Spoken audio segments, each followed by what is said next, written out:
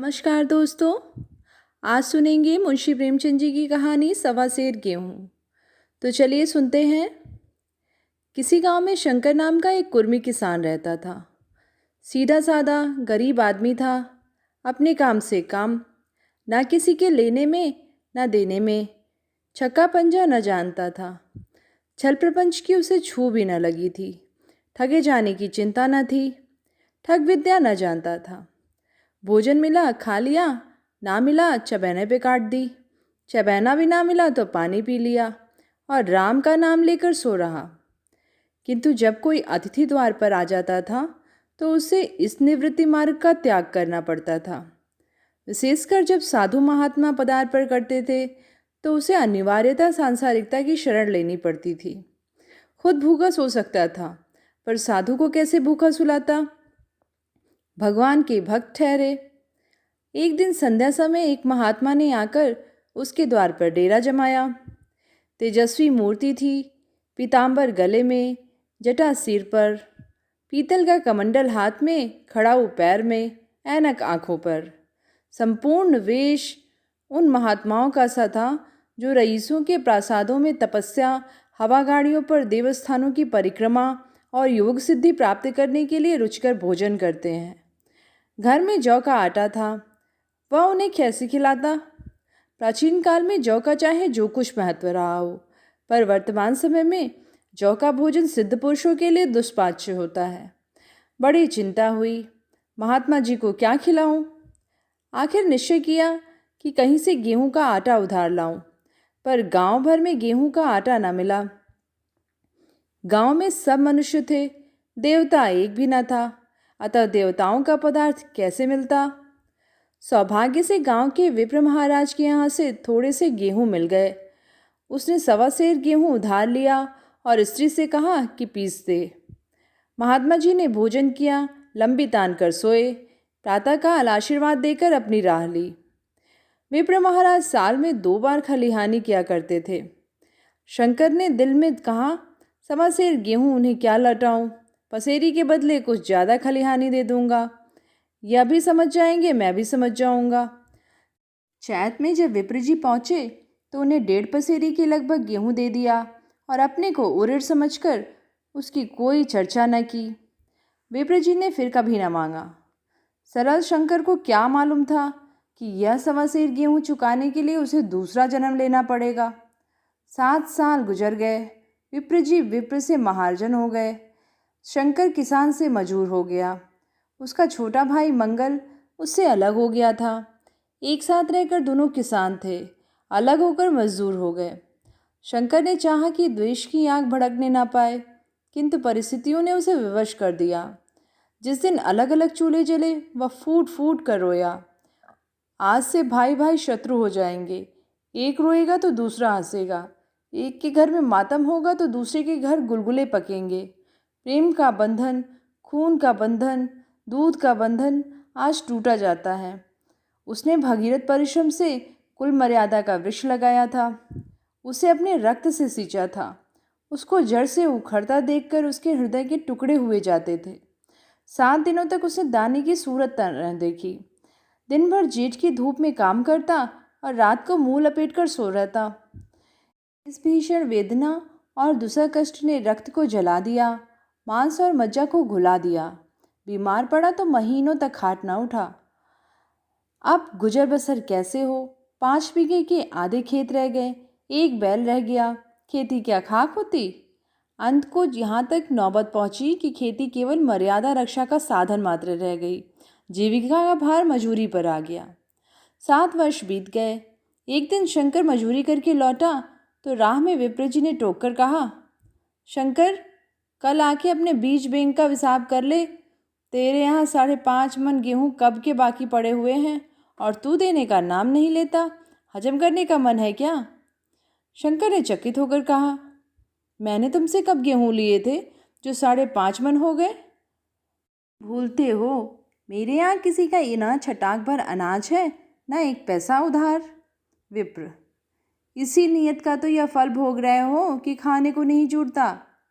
क्या कहकर विप्र ने उस सवा सेर गेहूं का जिक्र किया जो आज से 7 वर्ष पहले शंकर को दिया था। शंकर सुनकर अवाक रह गया। ईश्वर, मैंने उन्हें कितनी बार खलियानी दी, इन्होंने मेरा कौन सा काम किया? जब पोथी पत्रा देखने साहित्य शगुन विचारने द्वार पर आते हैं, कुछ न कुछ दक्षिणा ले ही जाते हैं। इतना स्वार्थ! सवा सेर अनाज को अंडे की भांति से कर आज ये पिशाच खड़ा कर दिया जो मुझे निगल जाएगा। इतने दिनों में एक बार भी कह देते तो मैं गेहूं तौल कर दे देता। क्या इसी नीयत से चुप साधे बैठे थे? बोला, महाराज, नाम लेकर तो मैंने उतना अनाज नहीं दिया, पर कई बार खलिहानी में सेर सेर में 2-2 सेर दिया है। अब आप 5.5 मन मांगते हैं, मैं कहाँ से दूंगा? विप्र, देखा जौ जौ बक्सी 100-100। तुमने जो कुछ दिया होगा उसका कोई हिसाब किया है? चाहे एक ही जगह 4 पसेरी दे दो, तुम्हारे नाम बही में 5.5 मन लिखा हुआ है, जिससे चाहो लगवा लो। दे दो तो तुम्हारा नाम छेक दूँ, नहीं तो और भी बढ़ता रहेगा। शंकर, पांडे, क्यों गरीब को सताते हो? मेरे खाने का ठिकाना नहीं, इतना गेहूँ किसके घर से लाऊंगा? विप्र, इसके घर से चाहो लाओ, मैं छटाक भर न छोड़ूंगा। यहाँ न दोगे, भगवान के घर दोगे। शंकर काँप उठा। हम पढ़े लिखे आदमी होते तो कह देते अच्छी बात है, ईश्वर के घर ही देंगे। वहाँ की तौल यहाँ से कुछ बड़ी तो न होगी, कम से कम इसका कोई प्रमाण हमारे पास नहीं, फिर उसकी क्या चिंता? किंतु शंकर इतना तार्किक, इतना व्यवहार चतुर न था। एक तो ऋण, वह भी ब्राह्मण का, बही में नाम रह गया तो सीधे नरक में जाऊंगा। इस ख्याल से उसे रोमांच हो आया। बोला, महाराज, तुम्हारा जितना होगा यहीं दूंगा, ईश्वर के यहाँ क्यों दे? इस जन्म में तो ठोकर खा ही रहा हूँ, उस जन्म के लिए क्यों काटे पाऊँ? मगर यह कोई न्याय तो नहीं, तुमने राई का पर्वत बना दिया। ब्राह्मण हो के तुम्हें ऐसा नहीं करना चाहिए था। उसी घड़ी तगादा करके ले लिया होता तो आज मेरे सिर पर इतना बड़ा बोझ क्यों पड़ता? मैं तो दूंगा, लेकिन तुम्हें ईश्वर के यहाँ जवाब देना पड़ेगा। विप्र, वहाँ का डर तुम्हें होगा, मुझे क्यों होने लगा?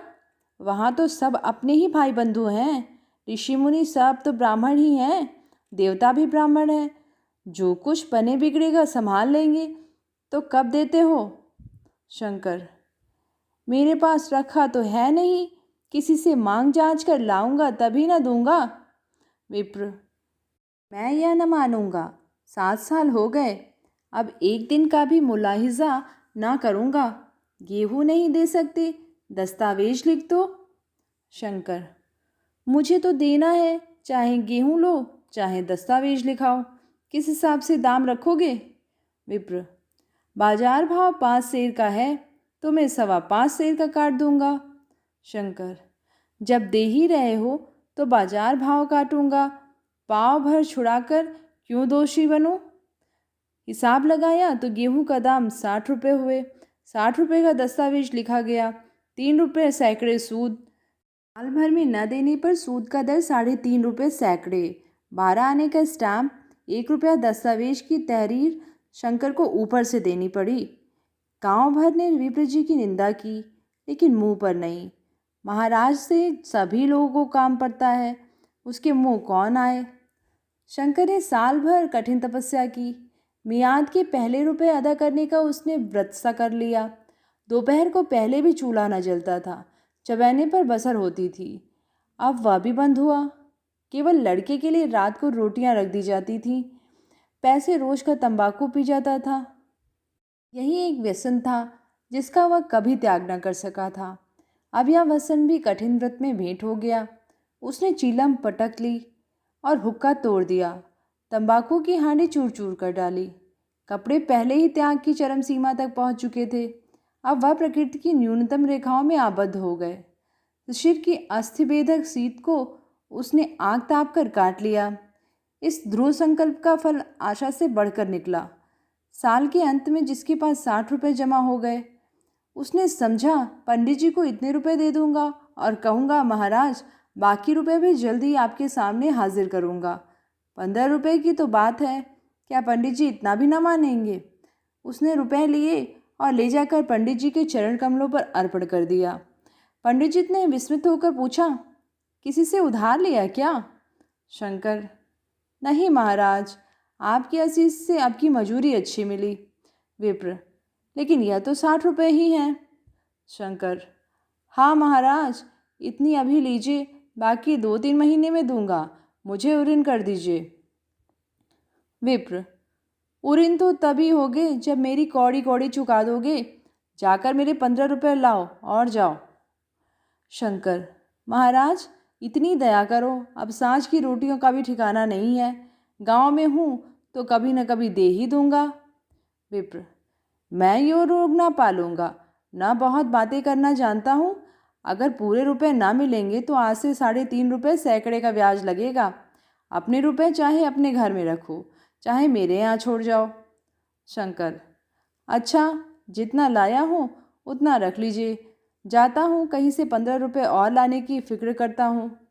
शंकर ने सारा गांव छान मारा, मगर किसी ने रुपये न दिए।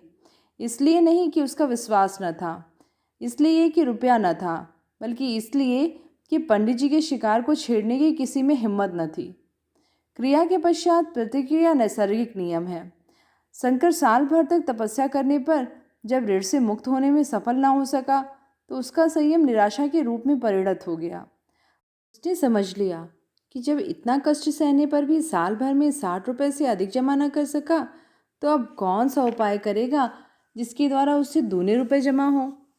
जब सिर पर ऋण का बोझ ही लदना है तो क्या मन का और क्या सवा मन का। उसका उत्साह क्षीण हो गया, मेहनत से घृणा हो गई। आशा उत्साह की जननी है, आशा में तेज है, बल है, जीवन है। आशा ही संसार की संचालक शक्ति है।